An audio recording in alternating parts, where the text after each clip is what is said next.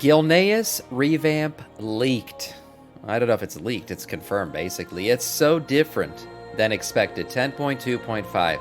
The Scarlet Invasion? Is the Scarlet Crusade going to be waiting for us in Gilneas? Let's see what Dorn has to say here. The huge revamp of Gilneas has kind of just slapped us in let me put this 1080p quality. We need fucking full quality here. Come on. The huge revamp of Gilneas has kind of just slapped us in the face out of nowhere, as it is already coming out in January. It really did come out of nowhere. So just a bit over a month, and at the moment the whole community is kind of in an uproar, as it is not exactly what we had expected after all these years. The Scarlet Crusade is back in Gilneas. Looks like the Horde is actually helping the Alliance, and while Blizzard has encrypted the actual questline until release, we have not only data mined new models, but also all the chapters of retaking Gilneas. So not only do we know how it starts, we sort of know what happens, how it ends, and what will happen to Gilneas. I think there's some hidden stuff here. This change will be big and the main focus of 10.2.5, it does seem like it also has some hints for WoW Midnight and a setup for the big visual revamp we could expect in 12.0. So what is going on? WoW what 2. do we know, and what is new Gilneas going to look like?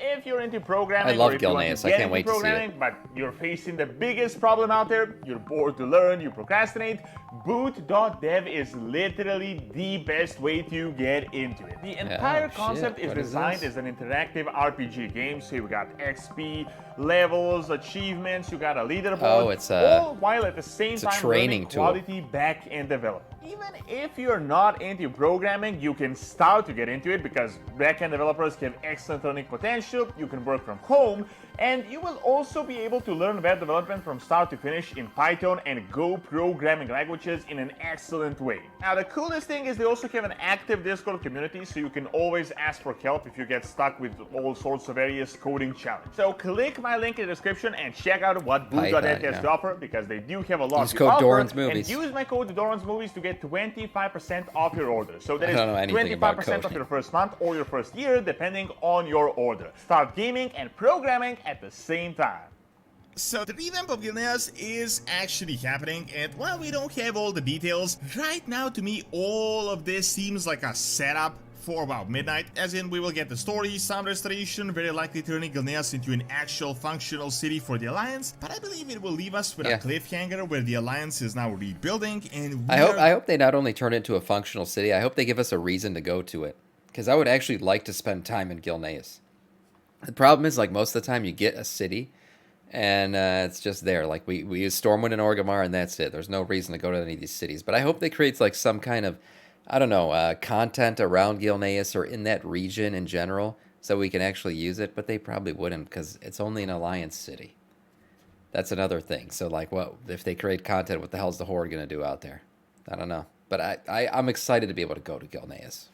Going to see the full completion process as a part of WoW Midnight, so more than a year from now, because we know they're already working on those assets for the Eastern Kingdoms, and essentially they already have the story laid out, so they know how it is going to play out. I would say this current revamp of Gilneas is like a small glimpse into what WoW Midnight will be offering. So to give some context, this kinda came out of nowhere, as Gilneas is in no way connected to the Dragon Isles or the current storyline, but at the same time it actually didn't. I've been going on and on about how Gilneas will be restored if you have been following my channel for this like past year or two, and that is because they have been slowly setting it up even before the Shadowlands, but mainly since the time of Shadowlands, and they have given us multiple hints time and time again. So first we got the official blue post hinting how major storylines like the retaking of Gilneas will become a questline and not just something we wake up to like the Cataclysm. Right, they said it would happen in-game. The retaking of Gilneas would in fact happen in-game. We also talked about the Forsaken being pulled out of there and stuff like that. I'm sure he's gonna start dealing with things in the Eastern Kingdoms, first defeating the Scourge in Quotalas, which is not directly connected to Gilneas, but indirectly it hinted at changes happening in this entire area. And Quotalas is getting basically completely revamped in Midnight. That's already been confirmed, so that's another big city revamp. However, the biggest hint was the retaking of Undercity that happened at the end of Shadowlands, and a very recent Forsaken Heritage questline that happened as well. The big thing about about retaking another city wasn't that the Horde was getting one city back, so the Alliance will get one as well, which is technically true, but it was a thing that solidified the change in Forsaken leadership, which at the same time shifted the entire dynamic of the Worgen and made again Greymane, giving way to Gilneas returning in a different form. Remember, Gen hated the Forsaken, and when I say hated, I mean hated, but even more than he blamed the death of his son on them, so he definitely can't stand the Forsaken. Forsaken, he hated Sylvanas. Now, this was not because he was a crazy guy, he hated the undead, but it was 100% legitimate. I mean, they literally sneak attacked him with plague, destroyed his entire kingdom, turned his people into refugees for like a decade, and Sylvanas killed his son personally. Since then, there was a whole lot of potential that Gen, once he rebuilds, is going to come together with the Alliance and is going to lead a massive invasion once they get built up, and that he's going to retake his kingdom and that the Alliance will get a foothold into Gilneas. So all of us thought at the time that we were in for potentially one of the largest faction conflicts ever, together with Invasion of Lordaeron. That was quite realistic. So much for that faction conflict. What are you talking about? It was an old god expansion. Scenario for a few years, but now post Shadowlands it is finally happening, but with like a 180-degree turn. It looks like not only is the Alliance not invading and fighting the Horde, but it seems like the Horde is actually assisting the Alliance in retaking this kingdom, and not just the Horde but Forsaken in general, which I can't say is getting a lot of the community super excited for this new storyline. Now personally, I can't say this kind of came out of nowhere. As I mentioned, the entire Undercity thing that happened at the end of Shadowlands was a huge setup for Gilneas 10.2 and what is going on right now, because we got a letter from Kalia Manadil to Gen where she Look, the whole thing though is there's this whole thing about Gen Greymane being surprised that the Undercity that Gilneas is not really empty. And we talked a little bit about this earlier this morning, that who I think is actually in Gilneas. That video is going up on the YouTube channel. You guys can check it out. But I think I figured out who's going to be waiting for us in Gilneas, and it's going to be pretty cool. It's going to be pretty cool. And it's not the undead like we originally thought, because the Horde is kind of with the Alliance on this, and it's not just some random Worgen. There's something more. Said that she will try to convince the other Forsaken leaders to withdraw I'm very excited for the to allow them to return to his kingdom, and that this is going to take some time. Keep in mind, this was the end of Shadowlands. Well, right now we got a 3-year time skip. Since then, we can say maybe that's right. There was a time skip. 5 years has passed. Yeah, I'm excited because Gilneas is very aesthetically unique in the game. That's why I'm very excited to be able to go there. Fight. So let's just say the convincing process happened in the background for these past 4 years, and now the Worgen are finally marching back into their home. The official 10.2 announcement said this: King Greymane is ready to retake his kingdom, but Gilneas isn't as empty as expected. Yep, that's the main thing. That's the main thing. Isn't as empty as expected. So there's something there. Claim what was lost and return the kingdom to Gilnean hands. Now, to make things clear right off the bat, Blizzard has purposefully encrypted this entire storyline, which I think is a good thing in order to not spoil everything before it is even out. However, despite that, we have actually not only data mined some models of 10.2.5 and changes, but most importantly, we have literally data mined the entire campaign with all the chapters, all the chapter names, so we can almost certainly guess. What are these? Hold on, I didn't see these. What the chapter names are here? Crushing the Crusade. Oh, there is definitely some Scarlet Crusade stuff in here. Yeah, knee-high. Interesting. Beginning of a new dawn. Righteous fire, righteous fury. Okay. These sound cool, man. This is going to be a cool thing. I still think there's stuff in here that we don't know yet. We can almost certainly guess how it starts, what happens, who we're fighting, how it ends, and even how it is probably going to go in the future. So the official announcement kind of already very clearly hinted what is happening, that Gilneas isn't as empty as expected. Why this is expected is because this continues of that storyline of how Helia had a Forsaken withdraw, and more than likely expected to just walk in with no opposition. However, the enemy of this is going to be, well, you guessed it, the Scarlet Crusade. Now, I could see the Scarlet Crusade not liking Worgen. You know, they probably see him as an atrocity. They're no longer true humans or anything like that. And you know, they're very the Scarlet Crusade is very cult-esque. You know, they just like the pure-blooded humans, essentially. don't get me wrong, this info is like a day Scarlet old by the Crusade did making of this nothing wrong. video, Yeah, there so you go. it is possible that something else could also be happening, but based on the chapters we have, it seems like the main antagonist is going to be the Scarlet Crusade, and we will be fighting them together with the Horde and the Alliance in order for the Worgen to return. Not 100% confirmed, but the evidence is really strong. If you can follow the forums... Hey, don't forget, who was the leader of the Scarlet Crusade? He was a Dreadlord.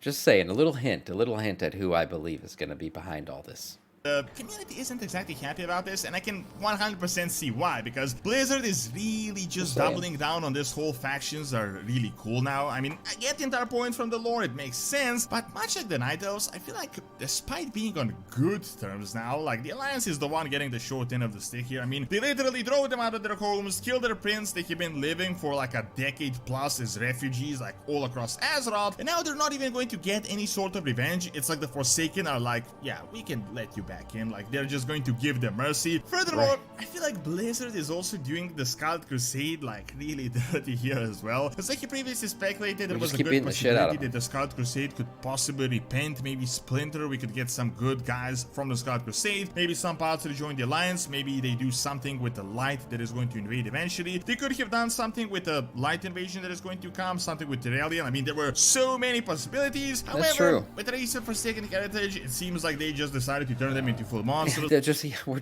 We're just purging them over and over. Like they've been using the Scarlet Crusade as like purgeable quest text. That is kind of doing them dirty. I'd like to see the Scarlet Crusade actually do something more. Like these evil tunnel vision people, completely just one-dimensional characters that only want to destroy and that don't have any other goals other than to destroy. I also find it kind of odd that after all the destruction, not only were the Scarlets able to make a full-on invasion on the Forsaken, who are pretty powerful, but also to take over the entirety of Gilneas that just kind of caught everyone by surprise, like no one saw them marching all the way south. But rant aside, let us actually look at the chapters we have discovered from the PTR and what is actually going on so you can make your own conclusions. So we start off this questline by speaking to either Gen in Stormwind or Kalia in Silverpine to begin, and the first chapter is called To Gilneas. So obviously the Alliance is coming from Stormwind to take Gilneas, Forsaken right from next door, but this heavily implies they're working together on this, and it's not like just a Horde player disguises himself to monitor like what is going on, but it looks like they're just full-on joining forces like an allied invasion of Gilneas. The second chapter is called A Crusade of Red, which seems super straightforward. The third chapter is called Aderic's Retort. This refers to more than certainly Aderic's Repose, which is Gilneas' graveyard where Liam Greymane, the son of Gen, is buried. I'm guessing that Gen is visiting his grave, showing him that he has returned. I hope we get some really cool cutscenes out of this with Gen. I feel like Gen's kind of been, like this is a great image here. He's just been a background character. Gen Greymane's actually a really cool, deep, well-written character. I'd like to see more of, more cinematic stuff about him and his story. It's time to get their home back, so this is like a callback to the past. Then, after this, we got a whole bunch of ambiguous chapters. Knee-High, Scarlet, Blood, Smoke Powers and Mirrors, Hounds of War, which all definitely signals us fighting the Scarlet Crusade. Then the next one is 100% obvious what is happening. It's called Crushing the Crusade, which definitely leads us into us winning. Next is the Artillerist Arsonist, which I'm guessing is us maybe dealing with the Scarlet Crusade artillery that remains in the back. And the Righteous Fighter, Righteous Fury, 100% signals that we end up defeating them. Then the final chapter is as clear as it can get. It is literally called Beginning a New Dawn, which means that ultimately we win. Retake. Now, of course, all of this is early information. It is subject to change. It is just the PTR. It might not happen like this. However, I mean, based on the data mine hints, it is a very strongly implied that this is a cross-faction story. The Scarlet Crusade is the main enemy. I mean, keep in mind, all the chapters until the end and the start are related to the Scarlet Crusade, so they're more than likely not just a minor nuisance, and they're probably going to be the main enemies, and we know that we win by the end. Now, the Scarlet Crusade is if not... you think about it, it's a comment to Sylvanas. She's really hated by still two major factions of the Alliance. You have the Night Elves. I don't know if Tyranda's gotten over her shit yet with her. You know, she was fine with her staying in the Maw. And then you got Gen Greymane, the same. The only reason why Gen's okay with the undead now or the Forsaken is because Kalia Menethil, who he probably sees as, human, still is one of their leaders now. So he's all right with them. But if Sylvanas ever comes back, I don't see how the Alliance and the Horde kind of stick together still through that. Because I don't know if the Horde welcomes her back either. She betrayed them too. She's an interesting one. Maybe we just keep her in the Maw. Not actually let a her be a storyline that they just hentai kind of only shoehorned in. character. Back at BFA, we had pamphlets on their plans. They initially wanted to get rid of Anduin, help Gan Greymane become the king of the Alliance because they knew he just now she's hated alone. Sylvanas Anduin's so coming much. back. However, We know the that. idea was to ultimately get rid of him long term because, as they say, he's a mongrel Vorkin and they only want pure-blooded humans to hold this land. So once Lordaeron is free of undead, they want to finish the job with Gilneas as well, Monarch? get rid of the Or Vorkin Machi? and just take the entire thing. Keep in mind, this was back when things were so different, so they modified their plans on the fly. Anduin was gone, Sure. Greymane no longer hated the Forsaken that much. First because Kalia was helping him and Sylvanas was gone. So I'm guessing the Scarlets just decided to just say screw these pamphlets and this plan. They just marched another city in Gilneas at the same time, which That's a good point. Yes, King Julian, that's a good point. WoW Midnight is supposed to be a very elven-focused expansion. There's supposed to be like a reuniting of all the elves and everything, and we're getting a remake of Silvermoon and Quel'Thalas and all that stuff. So, and she is an elf. She is from Quel'Thalas. She used to be a high elf, so that's a very interesting point. We probably will see Sylvanas come back in WoW Midnight. I hadn't even thought about that. means that this storyline is technically consistent. Now, of course, that's a great point. I'm not hating the storyline. I actually think it is great that Blizzard did this and that after so much time, we are getting Gilneas back. However, I do feel like they could have executed this better. I mean, I feel like the Scarlets We'll are probably just see there all for the sake of it because they Windrunner have no one sisters else come together to in that use, and expansion. they couldn't do the whole faction, like war faction storyline. However, personally, I would have wanted us to maybe fight rebellious Forsaken that didn't want to leave Gilneas or to make this a bit more interesting. Now, what is super interesting though is that many people expected this to happen as a part of like 12.1 or like a patch in Yeah, I Midnight did not because expect it at the entire expansion 10.2.5. is going to be based in northern eastern kingdoms. However, I'm almost certain that this will still be happening, but it won't be like a major storyline. Honestly, I see it going like this. Like we get this storyline in 10.2.5, the Gilneans are now back, Gilneas turns into Alliance City, and in Dragonfight we might get some slight revamps, maybe some buildings rebuilt, some changes to Gilneas. However, all of this seems like a setup, like a huge setup for WoW Midnight, as the Horde are getting the entirety of Silvermoon and Quel'Thalas, which will be enlarged. It seems like Gilneas is going to be the Alliance hub in this expansion. So this thing is going to leave us with the Alliance rebuild. That would be cool. I said I do want it to give us a reason to be at Gilneas. That'd be cool if when they redo Quel'Thalas, the Alliance goes to Gilneas and the Horde goes to the new Silvermoon.